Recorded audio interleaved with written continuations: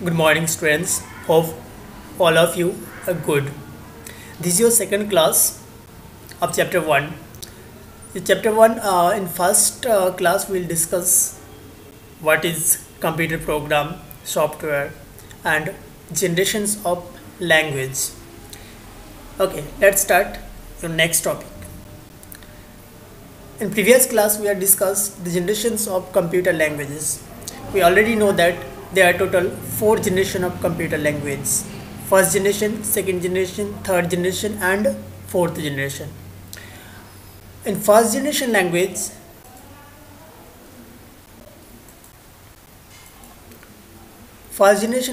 also known as machine language or low level language. This is your first generation language. First generation language is also known as machine language or low level language, low level language or first generation language. In this generation of language, computer understands or language understands only 0 and 1, only 0 and 1. If we are write if you want to write some program in machine language programming, then we have to use only 0 and 1 for coding purpose. Okay, so next, our second generation language. This is our second generation language. In second generation language is also known as assembly language or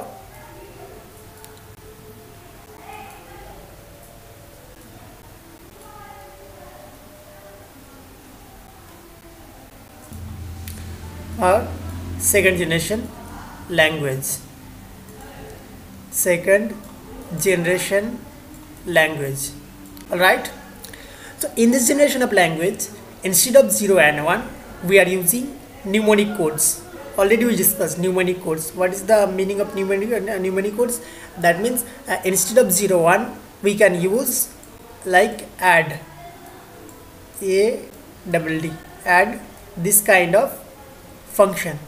मतलब क्या होता है, first generation language में हम लोग सिर्फ 0 and 1 use कर रहा था, but instead of 0 and 1 second generation language में हम लोग असेंबली लैंग्वेज में हम लोग यूज़ करेंगे छोटा छोटा फंक्शन, जैसे ऐड हो गया एक फंक्शन, मल्टीप्लिकेशन हो गया एक फंक्शन, तो इतना ही होता है. और इस जनरेशन सेकेंड जनरेशन लैंग्वेज में हम लोग न्यूमोनिक कोड्स यूज़ करते हैं. कौन सा code? Mnemonic codes. Okay, next our third generation. Will discuss today third and fourth generation language one by one. Okay, so let's start our first third and fourth generation language. All right, so let's start. First concept as our high level language, that is third generation. So third generation language is also known as high level language. Third generation language is also known as high level language. It is important for you that you have to remember it. Okay, so read it one by one and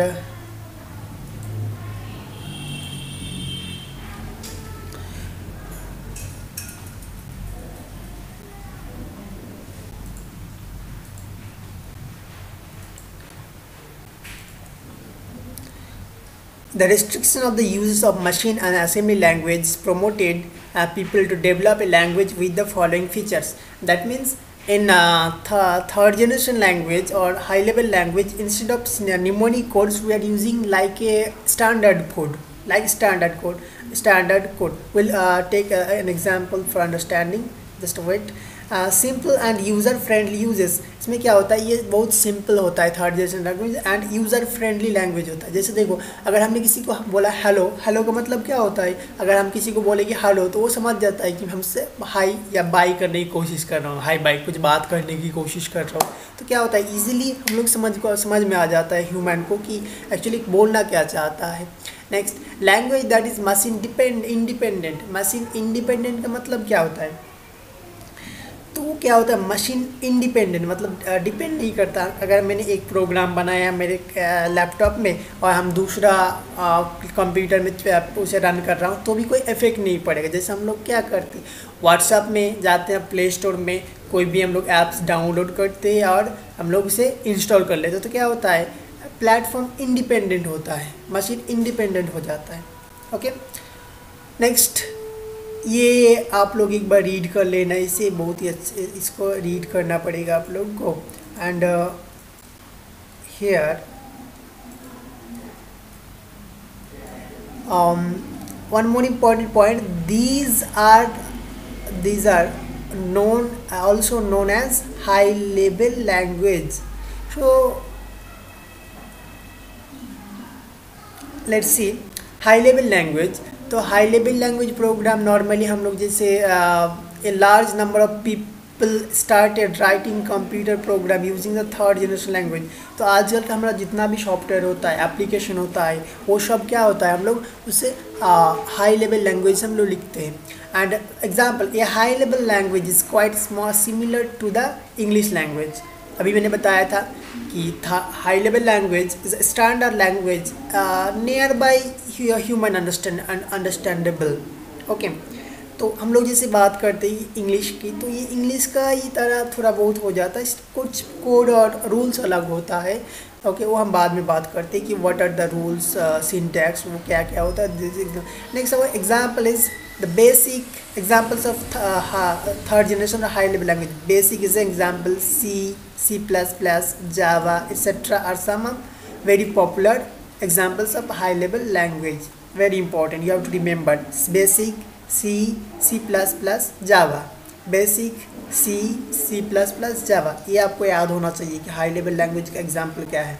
okay, हम लोग after completing this topic will once discuss all these things after completing our first chapter. Okay, let's start. The next point is that here we'll discuss high level language programs need to be translated into machine language by using the translator program. Very important, ये point आपको याद होना चाहिए। क्यों बता रहा हूँ, अब क्यों होना चाहिए। ट्रांसलेटर प्रोग्राम, यहाँ पर पहले हम डिस्कस करते हैं कि ट्रांसलेटर प्रोग्राम होता क्या है। ट्रांसलेटर, सोचो कि मुझे हिंदी आता है और किसी को मराठी आता है और एक जन को मराठी आता है।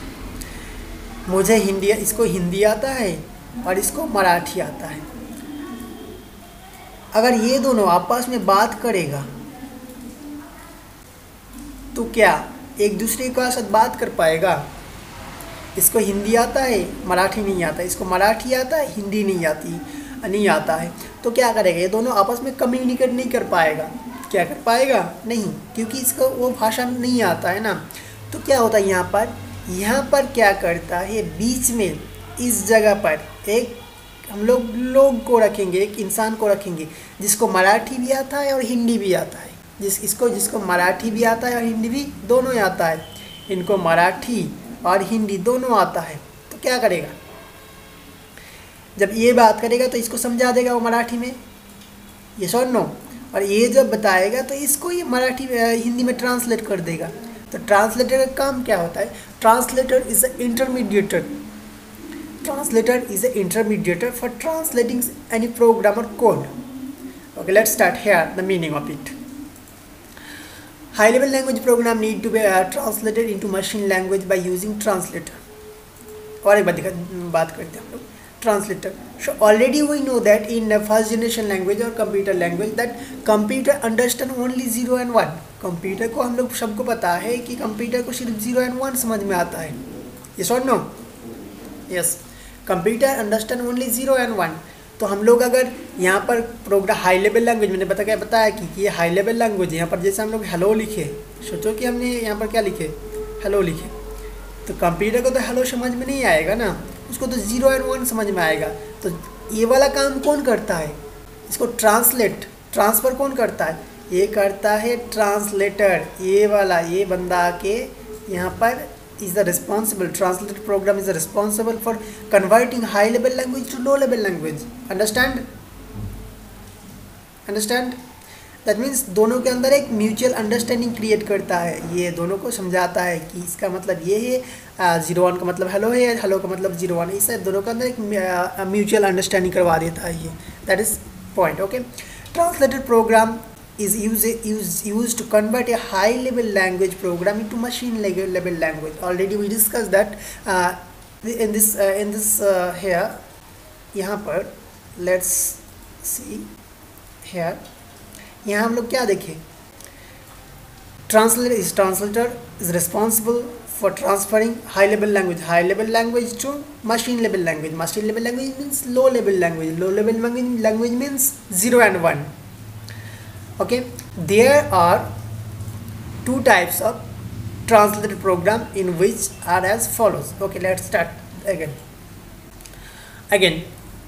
अब मोटा मोटा एक बार बता देते हैं कि ट्रांसलेटर का काम क्या होता है। ट्रांसलेटर एक इंटरमीडिएटर होता है जो क्या करता है, हाई लेवल लैंग्वेज को लो लेवल लैंग्वेज में और मशीन लेवल लैंग्वेज में ट्रांसफ़र करता है।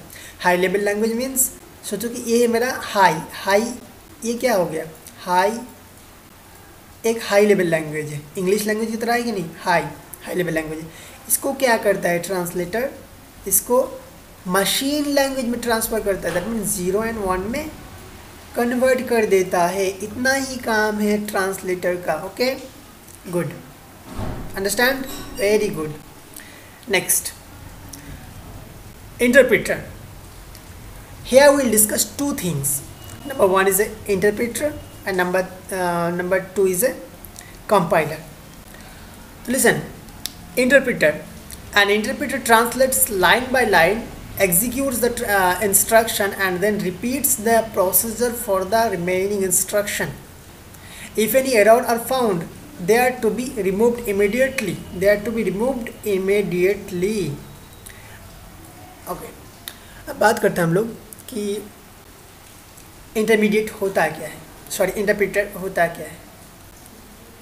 ओके, तो इंटरप्रेटर क्या होता है? Interpreter is a mediator.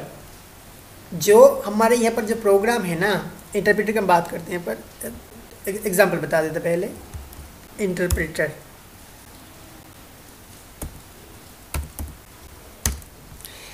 let's discuss here.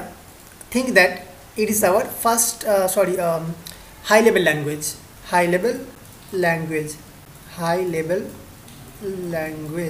Okay, क्योंकि ये इंग्लिश की तरह दिख रहा है ना, ये प्रोग्राम इंग्लिश की तरह लगभग दिख रहा है। तो ट्रांसलेटर यहाँ पर एक क्या हम बताया कि कंपाइलर होता है एक, और एक होता है इंटरमीडिएटर। तो पहले हम इंटरप्रेटर, तो इंटरप्रेटर की बात करेंगे। तो इंटरप्रेटर क्या करेगा, हमारे प्रोग्राम को लाइन बाय लाइन प्रोग्राम को क्या करेगा, ये ट्रांसलेट करेगा। लाइन बाय लाइन प्रोग्राम को ट्रांसलेट करेगा लाइन बाय लाइन, और चेक करेगा। अगर वहाँ पर कुछ गलत रहेगा तो उस गलत को वो रिमूव कर देगा। अंडरस्टैंड। और मैं बताता हूँ, हाँ, ये हमारा हाई लेवल लैंग्वेज, इसमें कोई प्रॉब्लम नहीं है। High level language is similar to English language, ठीक है। तो ये एक छोटा प्रोग्राम है, दिस स्मॉल प्रोग्राम। इंटरप्रेटर का काम क्या है, हर एक लाइन को वो ट्रांसलेट करेगा, हर एक लाइन को, और चेक करेगा कि कहीं गलत तो नहीं है। अगर गलत है तो उसे रिमूव करेगा इंटरप्रेटर। ओके, अब जाके देखते हैं हम लोग हमारा मेन पॉइंट पे क्या है। Okay, show interpreter. An interpreter translates line by line, executes the instruction and then repeats the procedure for the remaining instruction. जितना भी प्रोग्राम है, कंप्लीट प्रोग्राम को ये लाइन बाय लाइन ट्रांसलेट करता है। If an error is found they are to be removed immediately, ये removed कर देता है। ये तो हम बताए अभी, ये शर्नो। तो as the converted form is not store anywhere, it has to be generated at the time of the execution of a program. All right, तो मुझे याद क्या रखना है, मैं अब और एक बता देता हूँ। ये एग्जांपल आप पढ़िएगा, ये वीडियो को पॉज करके ये एग्जांपल ज़रूर पढ़िए। आपको you have to read this example. तो हम एक बार बता देता हूँ एक बार इंटरप्रेटर क्या होता है। तो इंटरप्रेटर का काम होता है क्या, इंटरप्रेटर एक मीडिएटर होता है, ऐसा भी सोच सकते हैं, जो हाई लेवल लैंग्वेज को line by line, high level language क्या करता है, एग्जीक्यूट करता है line by line. High level language को एग्जीक्यूट करता है लाइन बाय लाइन, एंड ये जितना भी कोड रहता, जितना लाइन रहता, सब कुछ लाइन बाय लाइन एग्जीक्यूट करता है। अगर वहाँ पर कोई एरर आ जाता है तो क्या करता है, रिमूव कर देता है इमीडिएट, उतना ही काम है। तो इंटरप्रेटर का काम क्या है, लाइन बाय लाइन प्रोग्राम को एग्जीक्यूट करना, और ये काम करता है एज ए मीडिएटर, जो अपन हमने बताया था। ये इसका भी जो काम था ट्रांसलेटर प्रोग्राम का, इसका काम सेम है। नेक्स्ट और कंपाइलर, ये बहुत ही ईजी है कंपाइलर। तो कंपाइलर क्या करता है, अभी देखो हमारे पास ये कंपाइलर, देखो a compiler is a translator program use to convert a high level language program into machine language. काम लगभग दोनों का सेम है, थोड़ा डिफरेंट है। तो क्या करता है, ये भी काम क्या करता है, हाई लेवल लैंग्वेज को सेम सिमिलरली हाई को ये क्या करेगा 0 में कन्वर्ट कर देगा, लेकिन डिफरेंस एक है, वो क्या है बताता हूँ रुको। 0 और 1 इसको कन्वर्ट करेगा, ये क्या है कंपाइलर का काम, ये भी कंपाइलर का भी काम है और इंटरप्रेटर का भी काम यही है, लेकिन डिफरेंस बताएंगे। तो कंपाइलर क्या करते हैं, compiler is translator program use to convert a high level language program into machine language. It translates the whole program once and generates the object code for the program along with the list of errors, and execution speed of compilers is faster and compared to interpreter। अब बात कर देखो, मोटा मोटा बात करते देखो, हाँ एक कंपाइलर का भी काम यही है एंड इंटरप्रेटर का भी काम सेम है यहाँ पर, लेकिन इंटरप्रेटर क्या कर रहा था, लाइन बाय लाइन ट्रांसलेट कर रहा था। इंटरप्रेटर क्या कर रहा था, लाइन बाय लाइन ट्रांसलेट कर रहा था, लेकिन कंपाइलर क्या करता है हमारा, वंस एट ए टाइम पूरा जितना भी लाइन का प्रोग्राम था सबको एट ए टाइम में वो क्या करता था, एट ए टाइम ट्रांसलेट कर देता 0 और 1 में। और क्या बनाता है, ऑब्जेक्ट कोड बनाता है, यहाँ पर लिखा है ना ऑब्जेक्ट कोड बनाता है कौन, कंपाइलर ऑब्जेक्ट कोड बनाता है। ओके, तो इसको हम क्या बोलेंगे, ये वाला 0 और 1 को या जो भी है इसको हम लोग क्या बोलेंगे, ऑब्जेक्ट कोड बना देता है। ऑब्जेक्ट कोड क्या आता है, जो कंप्यूटर को समझ में आता है, हम लोग इंसान को नॉर्मली समझ में नहीं आता है ऑब्जेक्ट कोड। ओके, तो कंपाइलर एंड इंटरप्रेटर दोनों समझ में आ गया। ओके, अब हम बात करेंगे 4th जनरेशन लैंग्वेज की। ये बहुत ही एकदम छोटा टॉपिक है। 4th generation language, 4th generation language are closer to human language than other high level language. तो ये क्या होता है, एकदम ह्यूमन लैंग्वेज की तरह होता है 4th generation language. Okay, 4th generation language are combination of language which the following features, its user friendly होता है, एकदम सिमिलर टू यूज़र होता है, वेरी हाई स्पीड होता है, design to reduce the high level of program for minimum efforts from the user to obtain any information. Okay, so these are the point you have to read from. I'll provide notes also. Okay, not a problem. I'll provide in homework section, you'll get a notes. You just read, go through the notes. Okay, and here important point, syntax. तो what is the syntax? Already मैंने बताया था कि हर एक language का एक rules होता है, उस रूल्स को क्या बोला जाता है, सिंटैक्स। तो syntax are the set of rules governing the for a particular programming language. Okay, let's know Fortran was one of the earliest language and was designed for consisting on engineers and common. So Fortran is the first program, one of the beginning, oldest programming language. Okay, next features already हमने बता दिया, you read just I'll provide notes. Features, machine level language के क्या features, assembly language पे क्या features था, and high level language पे क्या फीचर्स था, एंड 4th लेवल लैंग्वेज। तो अगर हम बात करेंगे तो हम 1 मिनट के अंदर बात कर देंगे, एक कंप्लीट विद 30 सेकेंड्स हम डिस्कस कर देते हैं। वीडियो थोड़ा वीडियो ऑलरेडी इट लर्ज ज़्यादा हो गया। तो in machine level language it is what in this language is near by machine. ये मशीन के क्या होता था, नियर बाई मशीन अंडरस्टूड होता है, ह्यूमन के लिए कंफर्टेबल नहीं होता। ये स्पीड बहुत फास्ट होता था एंड 0 और 1 यूज़ होता था, 0 और 1 यूज़ होता था इस लेवल लैंग्वेज पे। Okay, understand. Next assembly language, इन assembly level language numeric codes use होता था इंस्टेड ऑफ 0 और 1। यहाँ पर क्या होता है, न्यूमेरिक्स कोड यूज़ होता था इंस्टेड ऑफ 0 और 1, न्यूमेरिक कोड्स। मशीन डिपेंडेंट होता था। ओके, ये भी machine dependent, right. And third generation language, ये मशीन इंडिपेंडेंट होता था, एंड यहाँ पर क्या होता है, ये language near by imported by interpreter and compiler available होता है। तो ये 4 पॉइंट आपको याद रखना है। Okay, read and fun, have a good day, bye.